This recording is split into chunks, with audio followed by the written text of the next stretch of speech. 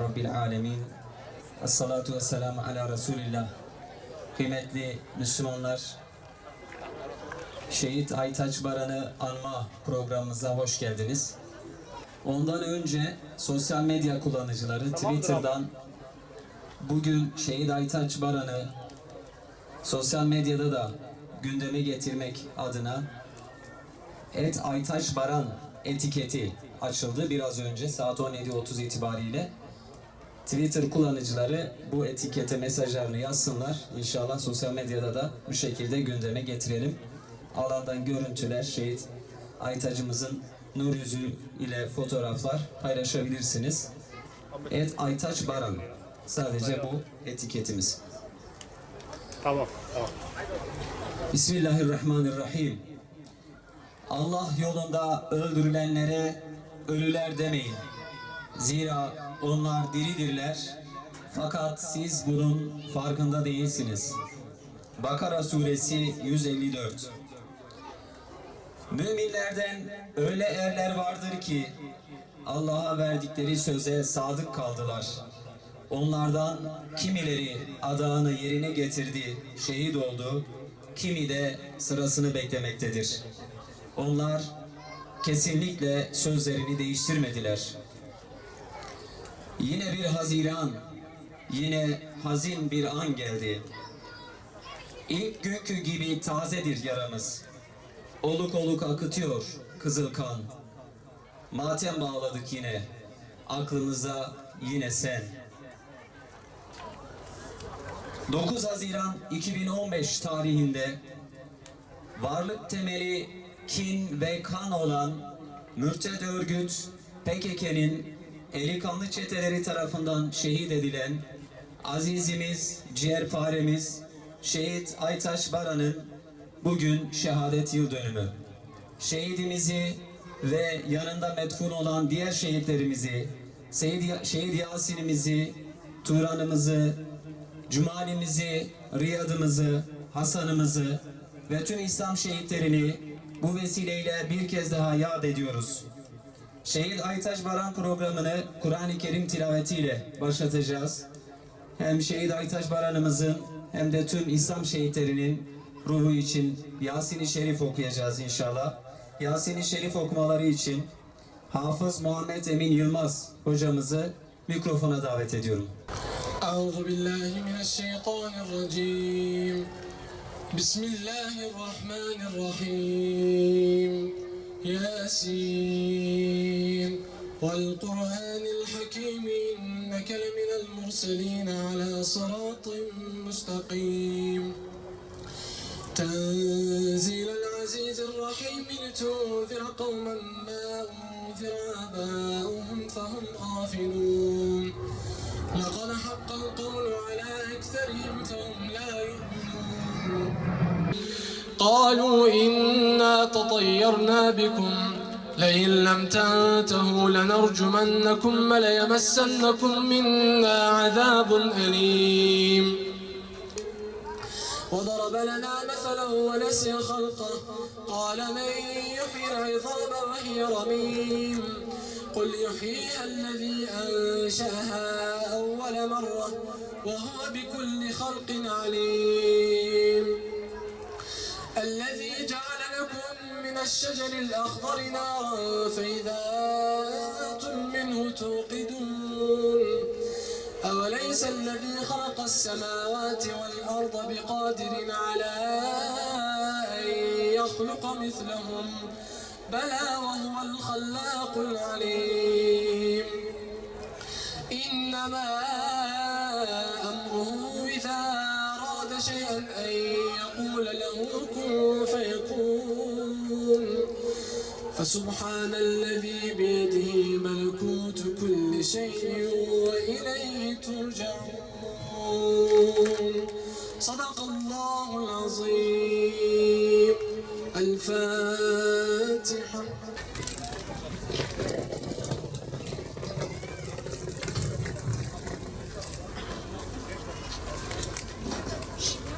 Kıymetli Müslümanlar, biraz sonra selamlama konuşmasını yapmak üzere Şehitler Kervanı Platformu Başkanı Ömer Çelik hocamızı sahneye çağıracağım. Ardından günün önemine binaen Cengiz Aydın hocamızın konuşması olacak ve duayla bugünkü anma programımızı inşallah nihayete erdireceğiz. Şimdi selamlama konuşması için Ömer Çelik hocamız, Şehitler Kervanı Platformu Başkanı sahneye davet ediyorum. Buyurun. Bismillahirrahmanirrahim. Elhamdülillahi Rabbil alemin. Salatu ve selamu ala seyyidina Muhammedin ve ala alihi ve sahbihi ecma'in. قال الله تعالى في كتابه الكريم بسم الله الرحمن الرحيم ولا تقولوا لمن يقتل في سبيل الله أموات بل أحياء ولكن لا تشعرون صدق الله العظيم. Değerli kardeşlerim, bacılarım, Şehit Aytaç Baran'ı anma etkinliğine hepiniz hoş geldiniz, safalar getirdiniz. İnsanlık tarihi Habil ve Kabil ile başlayan hak ve batıl mücadelesi ile doludur. Hangi devirde, tarihin hangi dönemine, sayfasına bakarsak bakalım, hak ile batıl savaşı gözümüzün önündedir. Ve bu savaş hiçbir dönemde, hiçbir tarihte dumura uğramamış, durmamıştır. Çünkü bir tarafta tevhid ehli, Allah Celle Celaluhu'na secde eden, onu Rab olarak kabul eden, onun bizden istediği medeniyeti yeryüzünde tesis etmeye çalışan, rahmet, merhamet ve şefkati insanlar arasında yaymaya çalışan, azınlık da olsa hak ehli, beri tarafta şeytanın adımlarına uyan, tuğyan eden, heva ve heveslerini yeryüzüne hakim kılmaya çalışan, insanlığa kan, gözyaşı ve fitne getiren batıl ehli. Bu ikisinin savaşı günümüze ve günümüzden de insanların yeniden diriltileceği güne kadar elbette devam edecektir. Hak ehlinin mücadelesini ayakta tutan 4 ayak vardır.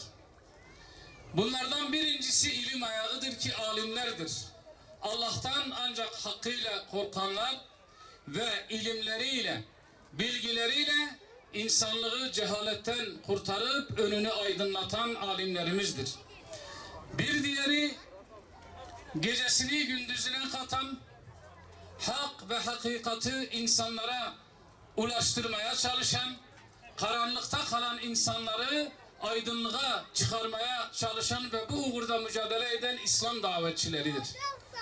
Bir diğeri bunlara her türlü maddi desteği, mali desteği sağlayan zengin Müslüman ve tüccarlardır.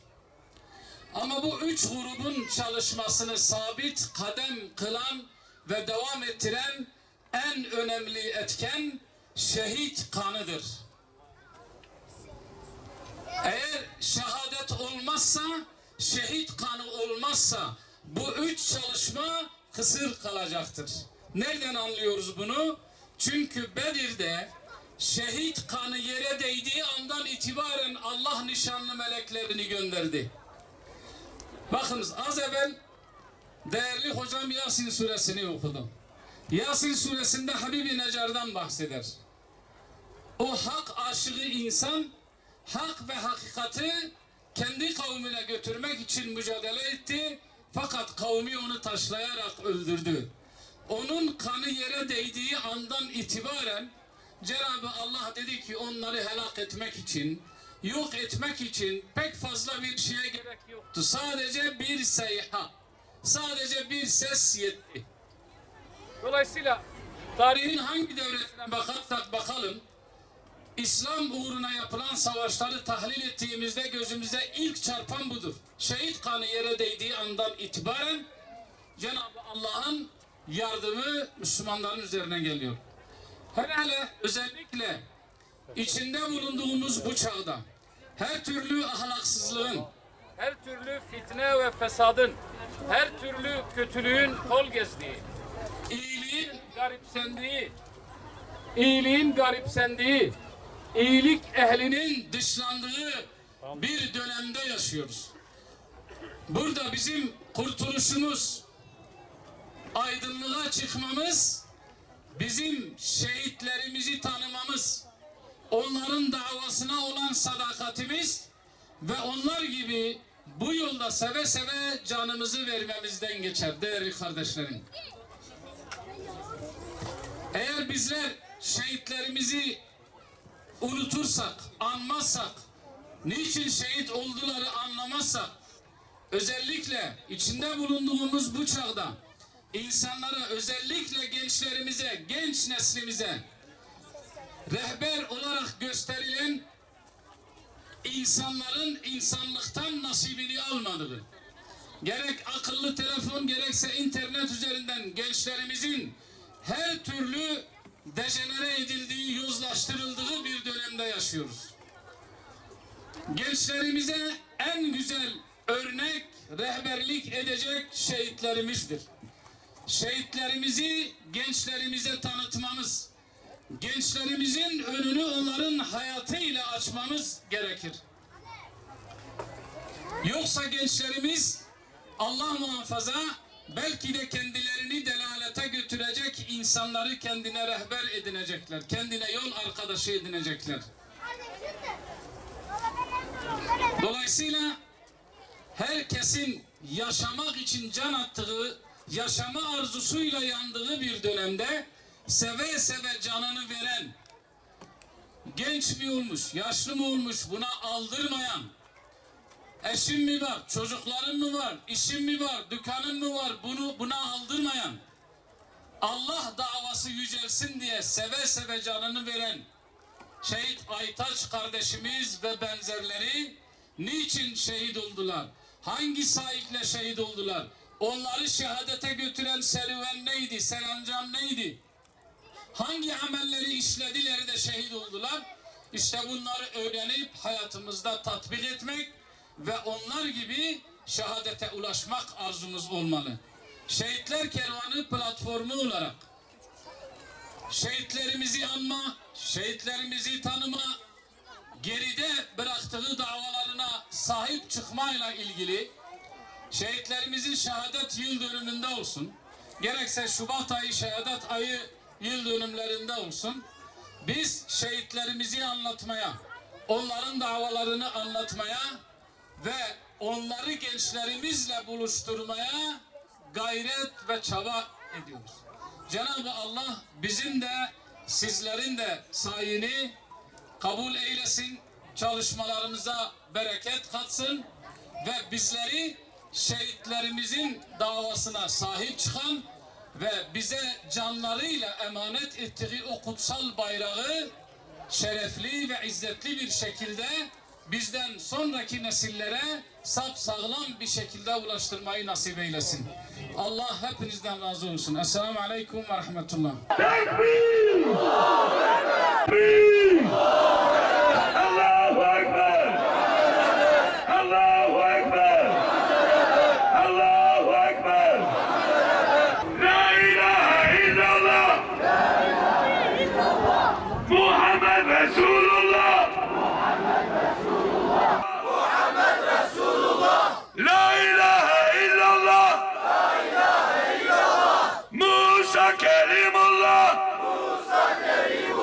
La ilahe illallah! İsa Ruhullah! Khuda Khuda ey Khuda! Ev cansı boyta feda! Khuda Khuda ey Khuda! Ev cansı boyta kurban! Tekbir! Kendisinden başka hiçbir ilah olmayan, kendisine inananları cennet ile müjdeleyen, kendisine isyan edenleri cehennem ile korkutan Allah'a hamdolsun. Selat ve selam, ben insanlara la ilahe illallah deyinceye kadar savaşmakla emrolundum diyen Hazreti Muhammed Aleyhisselatü Vesselam'ın üzerine olsun. ve selam olsun Hazreti Peygamber'in Ehli Beyt'inin izzetini Kerbela'da bile yere düşürmeyen o Ehli Beyt ashabının üzerine olsun.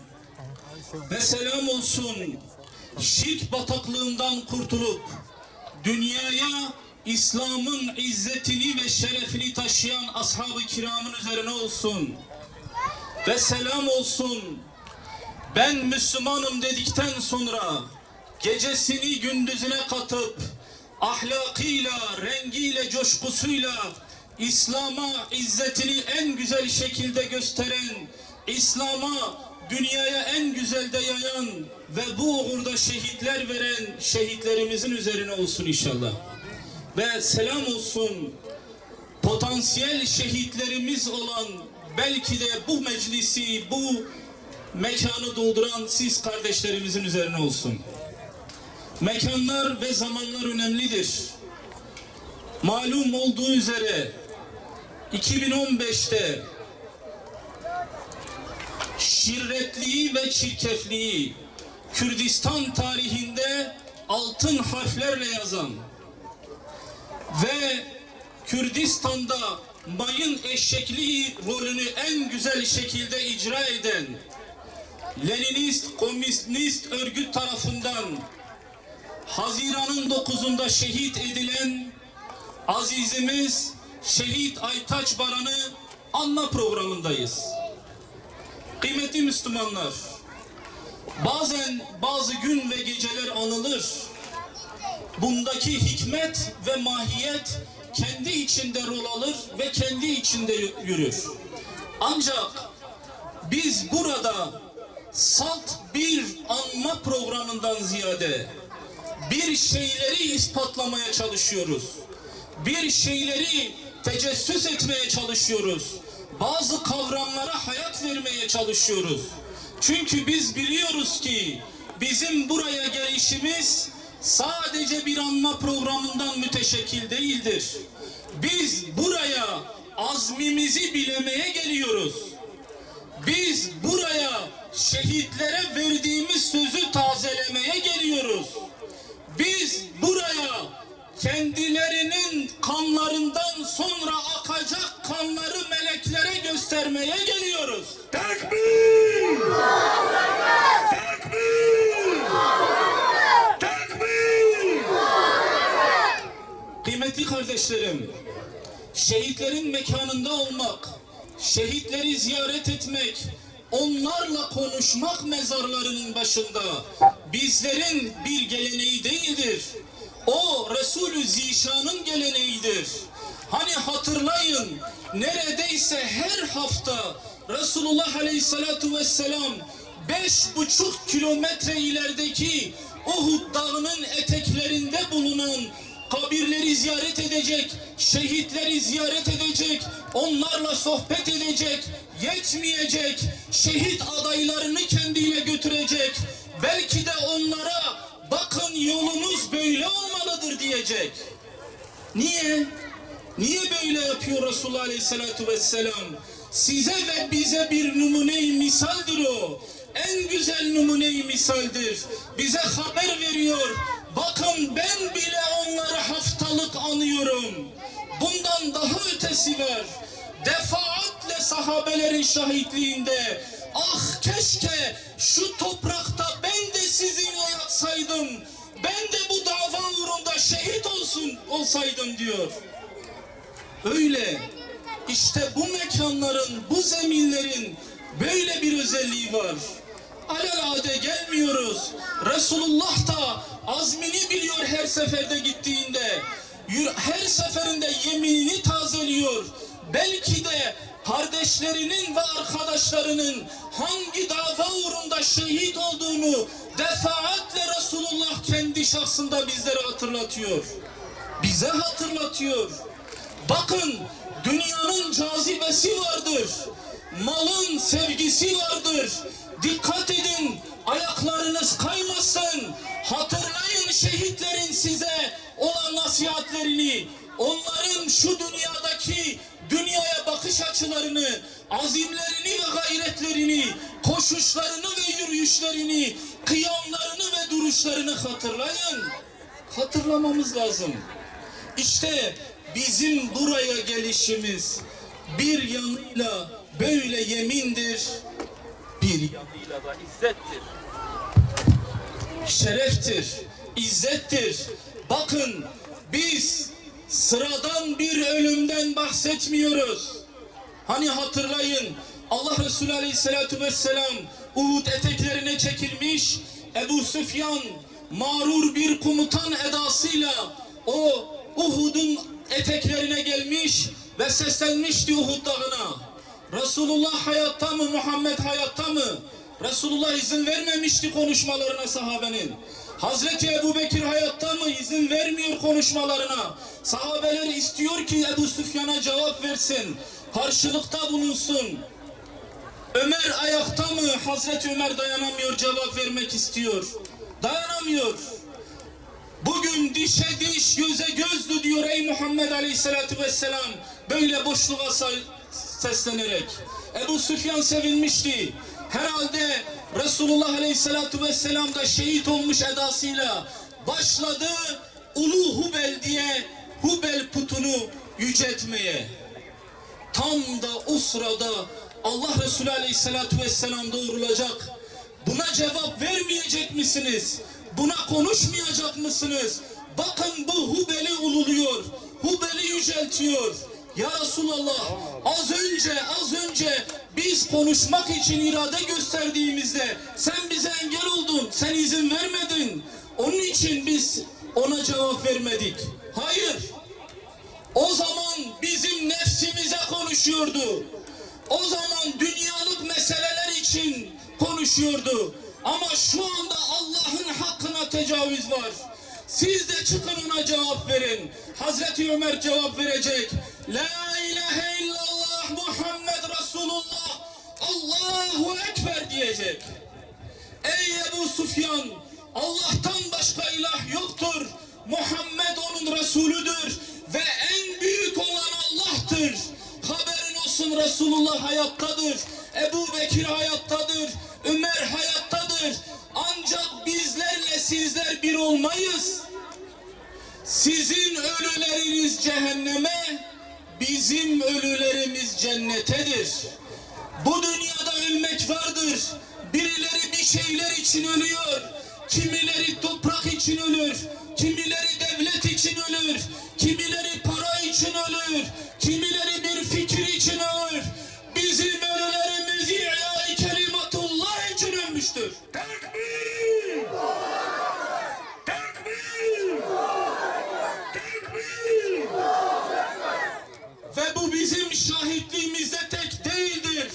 Az önceki seydalarımızın, hocalarımızın şehadetiyle, Diyarbakır şehitlik semtinin şehadetiyle, dost düşmanın şehadetiyle, Aytaç Hoca ismini adına alan, vallahi biz onu gördüğümüzde Allah'ı hatırlıyorduk diyorlardı.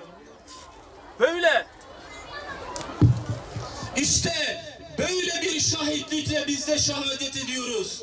Bizim bu mekanda da ve bundan diğer mekanlardaki şehitlerimiz de sadece dünya için, sadece ceplerini doldurmak için, fikirlerini yüceltmek için, devletlerini geliştirmek için, soylarını, soplarını geliştirmek için hiçbir zaman mücadele etmediler. Onların tek bir derdi vardı. Ya Rabbi, rızanı kazanma yolunda eğer bir can da istiyorsan onu verme noktasında ya Rabbi ayaklarımızı sabit kadem eyle. İşte biz böyle bir coğrafyada böyle aziz yiğitlerin dostları, sevenleri olarak birleştik. Kıymetli kardeşlerim, bazen bazı hakları iade etmemiz gerekiyor. Bazen bazı hakları iade etmemiz gerekiyor. Şimdi belki duymayan olmuştur, belki bilmeyen vardır. Bilenler benden daha iyi bildiği için ben de sözümü kısaltarak söyleyeyim. Bana deseniz ki Aytaç Hoca kimdir? Ben onu anlatırım size. ahlakını anlatırım, meziyetlerini anlatırım, şahsiyetini anlatırım, ilmini anlatırım, tebessümünü anlatırım. Ancak dedim ya, bir hakkı iade etmemiz lazım.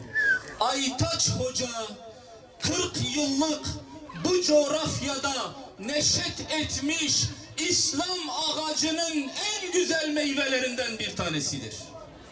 Tekrar edeyim, 40 yıldır bu coğrafyada neşet etmiş, Türkiye'nin birçok coğrafyasına da intikal etmiş aziz İslam ağacının en güzel meyvelerinden bir meyvedir.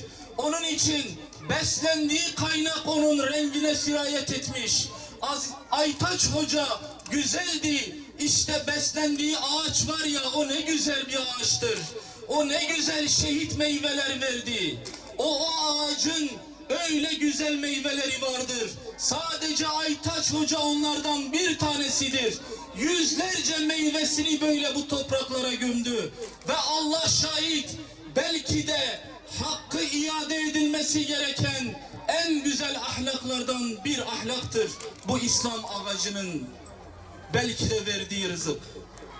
Evet kıymetli Müslümanlar, dedim ya, Aytaç Hoca'yı anlattığımızda sadece onun şahsındaki ahlaki özellikleri baş göz üstüne.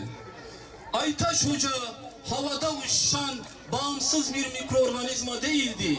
Onun da bir talebesi vardı, onun da bir hocası vardı, onun da beslendiği bir kaynak vardı. Onun için bu kaynağı, bu beslendiği mecraya, bu İslam ağacını geliştirmek için kim ne yapıyorsa azmini bilemek için burada tekrar ahdini yerine getirmelidir. Evet kıymetli kardeşlerim, şehit ve şehadetin belki Aytaç Hoca'nın şahsında bir farklı tezahürü vardır. Allah Resulü Aleyhisselatü Vesselam şehitlik makamını anlatırken şehitliği 4 makamda dillendiriyor. Bir makama ulvi bir derece veriyor. Bunları anlatırken şehitlik statüsünü de sadece salt bir kurşunun kendisine değmesi, zalim bir adamın kendisini öldürmesi veya ahlakıyla pek de güzel bir tablo çizmeyen, ancak ahir ömründe Allah'a verdiği sözü hatırlayıp sonra hayatını hitamuhu misk yapan kulların şehadetinden ziyade Allah Resulü Aleyhisselatü Vesselam diyor ki, şehit odur ki imanı ve İslam'ını ahlakıyla güzelleştirip Allah'a verdiği sözü bir an unutmayıp ve her an o söze kavuşmak için mücadele gösterendir. Ardından şehadet anı kendine geldiği an ayaklarını bir adım geriye atmadan şehadeti kucaklayan adam şehitlik mertebesinin en zirvesindedir. Elhamdülillah.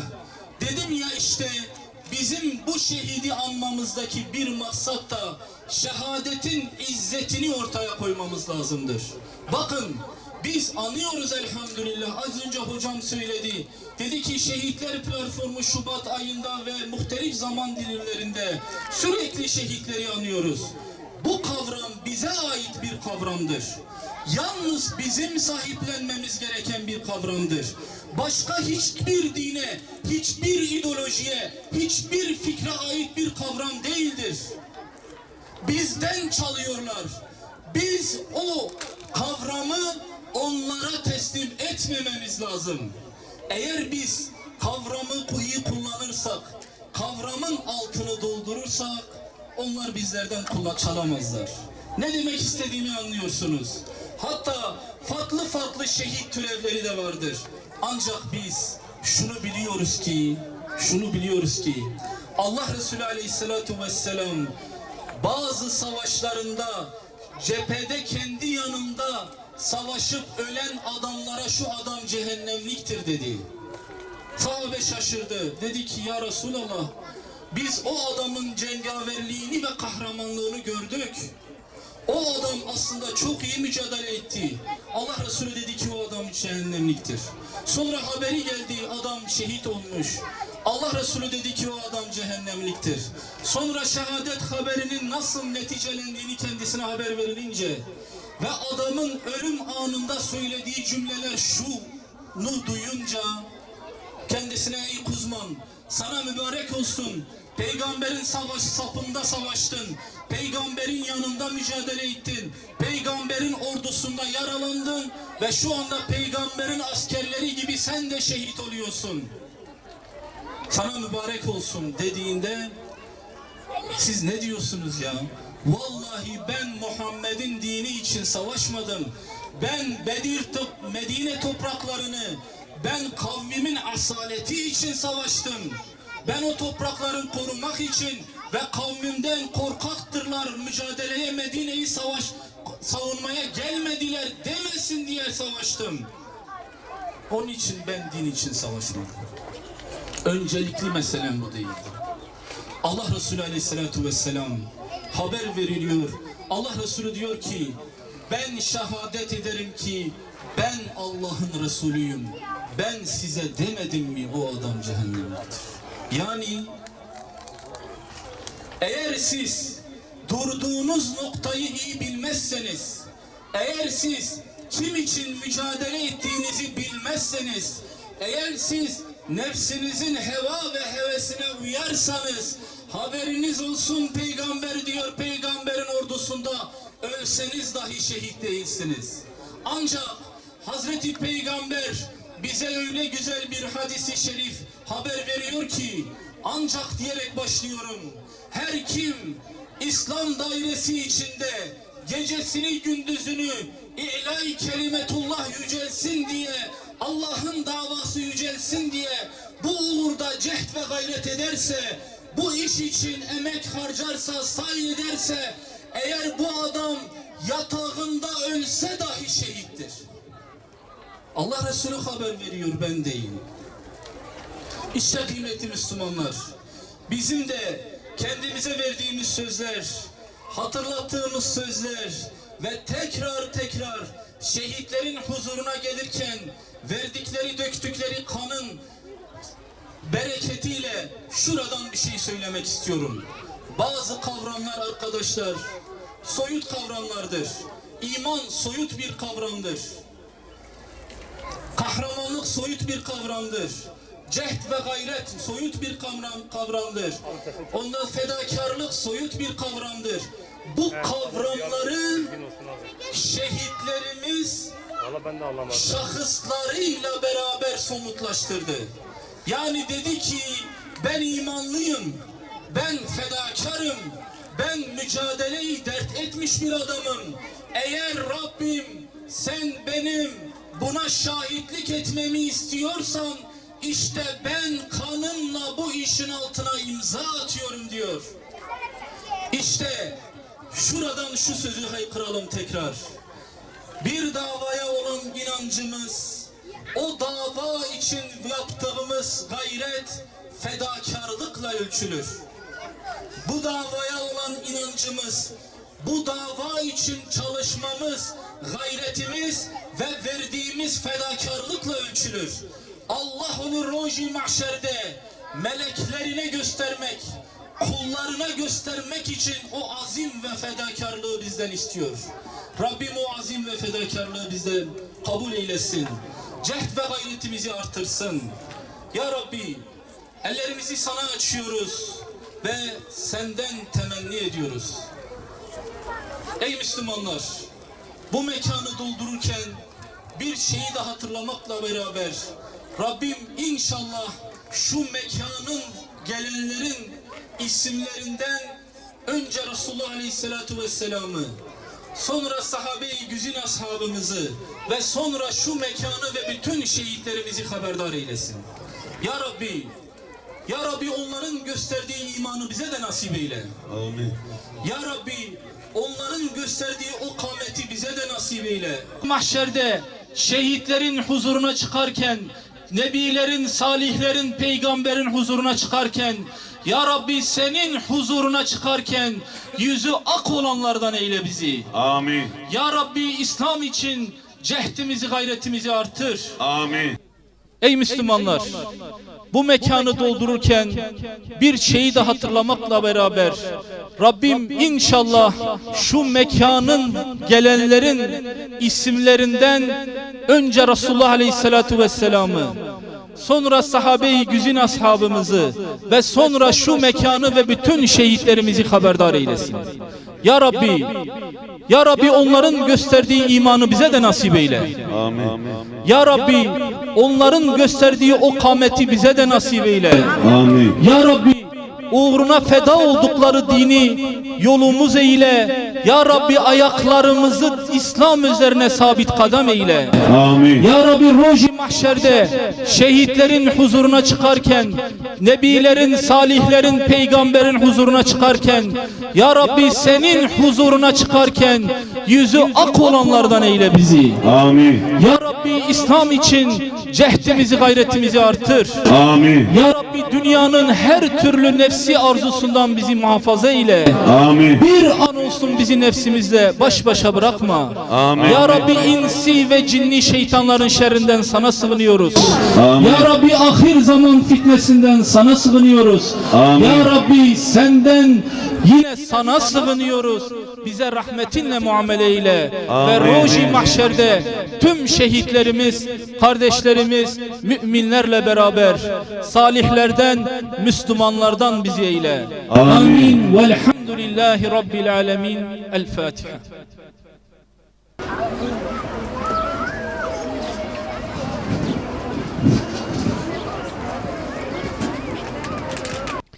Cengiz Aydın hocamızdan Allah razı olsun.